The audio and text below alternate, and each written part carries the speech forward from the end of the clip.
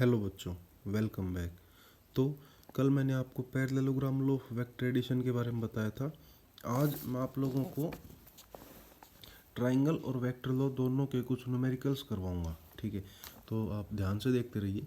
पहला क्वेश्चन है, two vectors both equal in magnitude have their resultant equal in magnitude of either, find the angle between the two vectors. यानी कि ये कह रखा है कि आपके पास दो वेक्टर हैं, दोनों का मैग्नीट्यूड क्या है, सेम है, और उनका जो रिजल्टेंट है ना, उसका मैग्नीट्यूड भी उन दोनों में से किसी एक के बराबर है।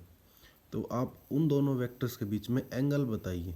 ठीक है, तो क्या कह रखा है, और इसकी दूसरी स्टेटमेंट ये हो सकती है कि two equal forces have the resultant equal to either, what is the inclination between them. तो आप क्या देखो, आपके पास दो वेक्टर हैं, पी वेक्टर क्यू वेक्टर, और मैग्नीट्यूड रिजल्टेंट का पी और क्यू के इक्वल है। तो आप क्या लिख सकते हो, P is equals to Q is equals to R. सही बात है। अब रिजल्टेंट का फॉर्मूला क्या होता है, under root of P square plus Q square plus two P cos theta. अब आर को आप पी रख लीजिए, क्यू को भी आप पी रख लीजिए, तो P is equals to under root of P square plus two P P cos theta का। समझ गए नहीं समझ गए। अब यहाँ से क्या बचेगा, दोनों साइड स्क्वेयर कर दो, अंदर बचेगा P square is equals to two P square into one plus cos theta. ठीक है, पी स्क्वेयर से पी स्क्वेयर कैंसिल हो जाएगा, वन प्लस कोस थीटा किसके इक्वल बचेगा, 1/2 के, और कोस थीटा किसके इक्वल बचेगा, -1/2 के। और यहाँ से कोस थीटा की वैल्यू कितनी आई, 120 डिग्री। ठीक है, तो ऐसे निकालते हैं। अब अगला क्वेश्चन है, two forces whose magnitude are in ratio of 3:5 give a resultant of 35 newton. If the angle of inclination be 60 degree, calculate the magnitude of each force. दो फोर्सेज हैं जिनका रेशियो गिवन है 3:5 और उनका रिजल्टेंट है 35, और उनके बीच में एंगल है 60 डिग्री। आपको मैग्नीट्यूड ऑफ ईच फोर्स निकालना है। तो आप ये मान लीजिए P is equals to 3x है और Q is equals to 5x है। ठीक है, अब R 35 न्यूटन है और थीटा 60 डिग्री है, तो R इज इक्वल्स टू क्या होगा, under root of P square plus Q square plus 2pq cos theta. सही बात है। अब वैल्यू रख दीजिए सारी, R की जगह आपने 35 रख दिया, is equals to under root of 3x² plus 5x² plus 2 into 3x into 5x into cos theta cos 60 degree. ठीक है, इसको जब आप सोल्व करोगे ना, तो 35 इज इक्वल्स टू आएगा 7x, अंदर बचेगा 49x²। ठीक है, और 49x² का आप रूट निकालोगे तो 7x बचेगा, और यहाँ से x की वैल्यू कितनी आएगी, 5। ठीक है, x की वैल्यू निकाल दी आपने 5।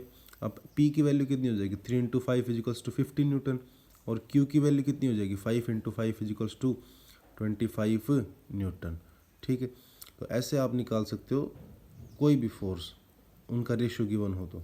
ठीक है, अगला है, two forces equal to P and 2p newton act on a particle if the first is double and second be increased by 20 newton, the direction of resultant is unaltered, find the value of P। इसका मतलब ये है कि आपके पास मान लो दो force हैं, एक P और एक 2p न्यूटन।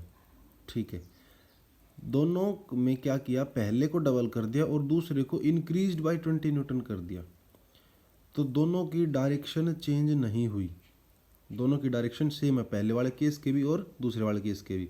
तो आपको P की वैल्यू बतानी है, बहुत आसान है। देखो, आपको पता है कि रिजल्टेंट का फॉर्मूला होता है रिजल्टेंट बोल रहा हूँ, टेंजेंट अल्फा या फिर बीटा मान लीजिए, उसका फॉर्मूला होता है B sin theta upon A plus B cos theta. ठीक है, तो यहाँ पे B की वैल्यू कितनी है, 2p, तो ये टेंजेंट बीटा, पहले केस के लिए टेंजेंट बीटा कितना हो जाएगा, 2p sin theta upon P plus 2p cos theta. ठीक है, A और B की वैल्यू आपने रख दी। अब दूसरे केस में B को आपने इंक्रीज्ड बाय 20 कर दिया और A को आपने डबल कर दिया, तो इसमें टेंजेंट बीटा, ये भी टेंजेंट बीटा रहेगा क्योंकि डायरेक्शन सेम है। ठीक है, तो ये हो जाएगा 2p plus 20 sine theta upon 2p plus 20 cos theta. ठीक है, इतना।